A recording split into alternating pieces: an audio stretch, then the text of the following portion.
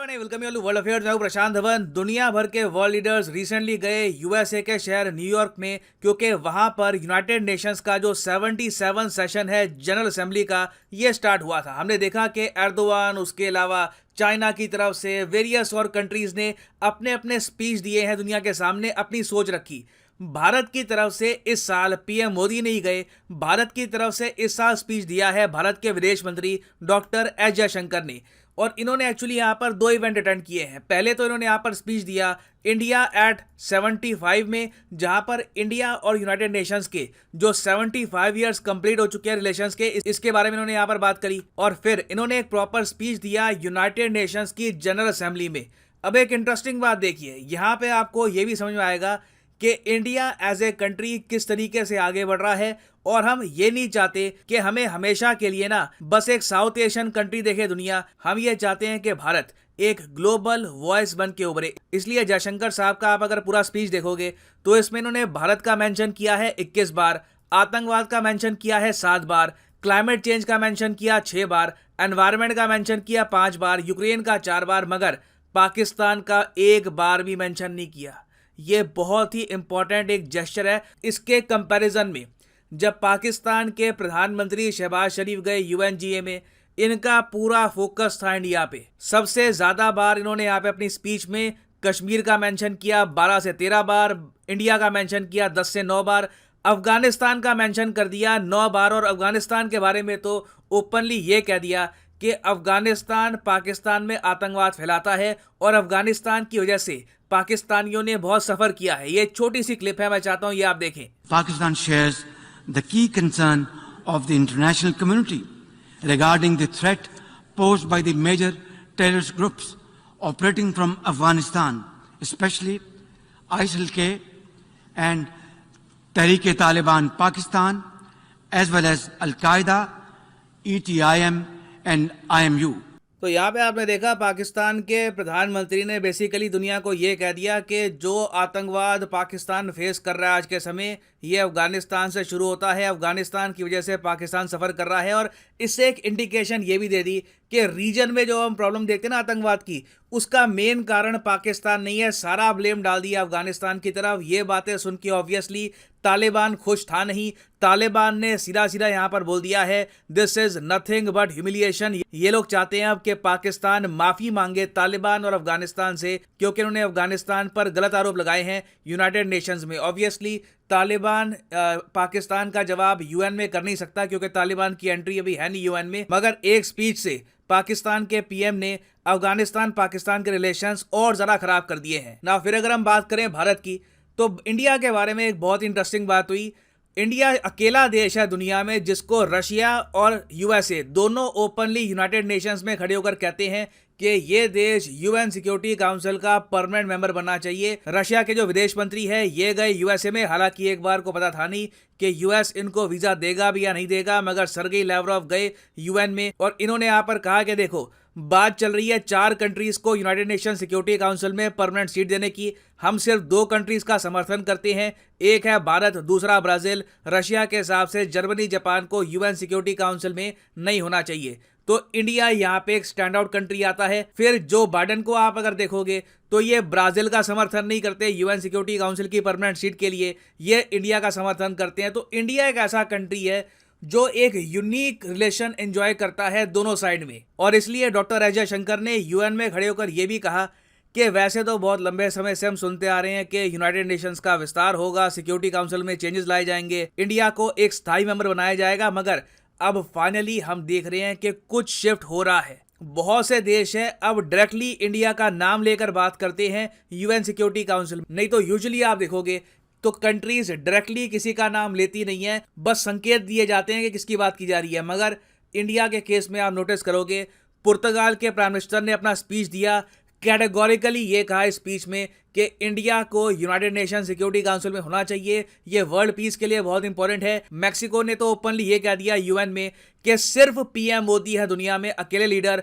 जो पीस स्थापित कर सकते हैं। यूक्रेन और रशिया में तो ऐसे कंट्री को आप यूएन सिक्योरिटी काउंसिल में क्यों नहीं एंट्री देते। और मैंने आपको बताया था इसके बारे में कि ये होगा 10 अगस्त को। मैंने ये वीडियो अपलोड करी थी जहां पे मैंने आपको बताया था कि मैक्सिको के प्रेसिडेंट ने कहा था कि एक कमेटी बननी चाहिए जहां पर पीएम मोदी होंगे, पोप होंगे और यूएन के चीफ होंगे, और ये कमेटी वर्ल्ड पीस पर काम करेगी और इंश्योर करेगी कि आने वाले 5 साल तक कोई भी जंग ना लड़ी जाए। तो मैक्सिको ने फाइनली ये इशू यूएन में उठा लिया, मगर थोड़ा सा इसमें चेंज कर लिया। अपने स्पीच में पोप और यूएन के चीफ को गायब कर दिया, सिर्फ फोकस किया पीएम मोदी पर। ना वापस आते हैं जयशंकर साहब के स्पीच पर, जो एक स्पेशल इवेंट हुआ है India at 75 years showcasing India UN partnership.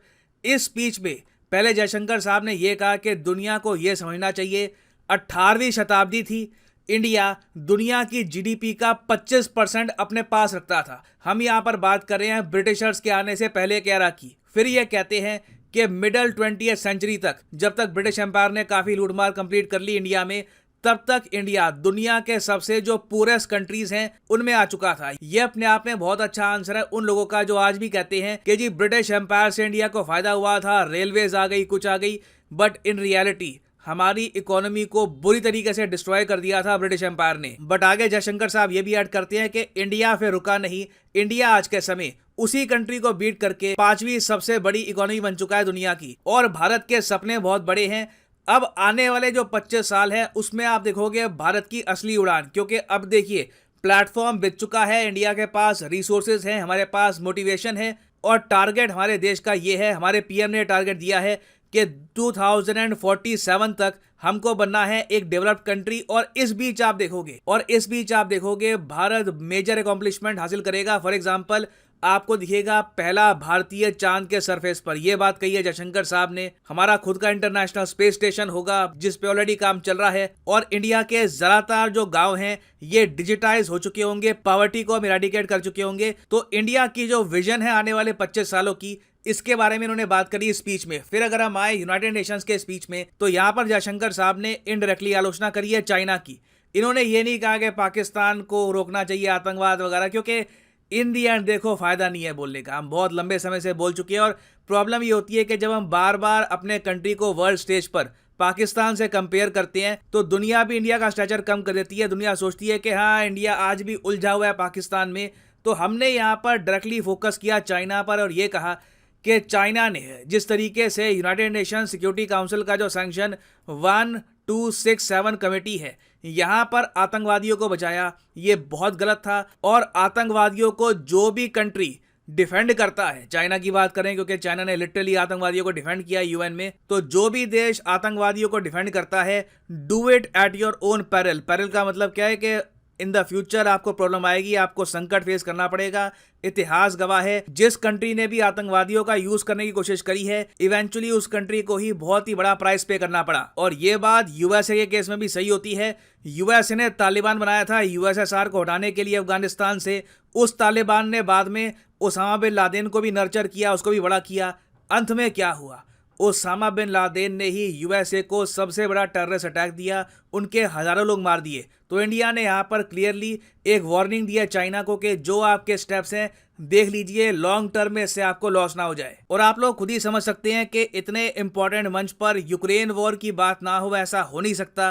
तो जयशंकर साहब ने यहाँ पर यह भी कहा कि हमें पता है दुनिया हमसे पूछती है कि तुम किसकी साइड हो, तुम क्या यूक्रेन की साइड हो, क्या रशिया की साइड हो। तो यहाँ पर इंडिया का जवाब ये था कि हम लोग पीस की साइड है, हम चाहते हैं कि जल्दी से पीस यहाँ पे स्थापित हो जाए। और हम दोनों साइड्स को कहते हैं, यूक्रेन रशिया को, कि आप बैठकर टेबल पर डायलॉग और डिप्लोमेसी पर फोकस करिए, as it is the only way out. इसके अलावा कोई रास्ता नहीं है ये वॉर खत्म करने का। और फिर इंडिया का जो पॉजिटिव कंट्रीब्यूशन है दुनिया को, ये भी इन्होंने हाईलाइट किया। इन्होंने यहाँ पर ये कहा कि देखो दुनिया भर में 100 से ऊपर देश हैं, वहां पर इंडिया ने वैक्सीन प्रोवाइड करी थी जब पेंडेमिक अपने पीक पे था। उसके अलावा इंडिया ने 50,000 मेट्रिक टन गेहूं भेजा अफगानिस्तान को, हमने अफगानिस्तान को दवाइयां भेजी, वैक्सीन भेजी। उसके अलावा जब श्रीलंका आर्थिक संकट में डूब रहा था, चाइना इनकी हेल्प में नहीं आया, हमने श्रीलंका को $3.8 बिलियन दिए अपनी कंट्री को स्टेबल रखने के लिए। और ये बात श्रीलंका ने खुद एडमिट करी है कि इंडिया की अगर हेल्प ना मिली होती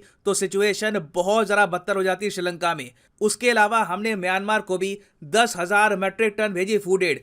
अब म्यांमार देखिए ऐसा देश है जहां पर तख्तापलट हो चुका है, आर्मी ने टेक ओवर कर लिया है और यूएस और यूरोप ने ऑलमोस्ट अपने रिलेशंस तोड़ ही दिया म्यांमार के साथ, उस पर सैंक्शन लगा दिए हैं। और इन सैंक्शंस का इन दी एंड नेगेटिव इम्पैक्ट सबसे ज्यादा किस पे होगा? आम इंसान पर। तो इंडिया ने इंश्योर किया है कि इवन दो म्यांमार दुनिया में आइसोलेट हो चुका है, म्यांमार के लोगों को जरा कष्ट ना महसूस हो, इसलिए हमने म्यांमार की भी यहाँ पर हेल्प करी है। और हमने फिर ये भी ऐड किया कि जब हम कंट्रीज की हेल्प करते हैं तो डेट ट्रैप क्रिएट नहीं किया जाता। अगेन यहाँ पे हम इनडायरेक्टली बात कर रहे हैं चाइना की कि चाइना किस तरीके से कंट्रीज को हेल्प करने के नाम पर उनको डेट ट्रैप में फंसा देता है। एनवायरनमेंट की भी यहाँ पर बात करी गई कि क्लाइमेट चेंज से किस तरीके से इंडिया लड़ रहा है। तो ओवरऑल एक बहुत अच्छा वेल राउंडेड स्पीच था जहां पर जयशंकर साहब ने प्रॉपरली इंडिया का पर्सपेक्टिव दुनिया के सामने रखा। नाउ फाइनली मैं यहाँ पे आपसे एक क्वेश्चन पूछना चाहूंगा, आपके हिसाब से वो कौन सा टॉपिक है जिसे इंडिया को रेस करना चाहिए यूनाइटेड नेशंस में? ये कुछ भी हो सकता है, ये जो रीसेंट अटैक्स हुए हैं यूके में या फिर कुछ और इशू है, आपके हिसाब से वो कौन सा सर्टेन टॉपिक है जो इंडिया रेस करता नहीं है यूएन में मगर रेस करना चाहिए? लिखिएगा इसके बारे में कमेंट सेक्शन में, मैं जानना चाहूंगा आपके थॉट्स।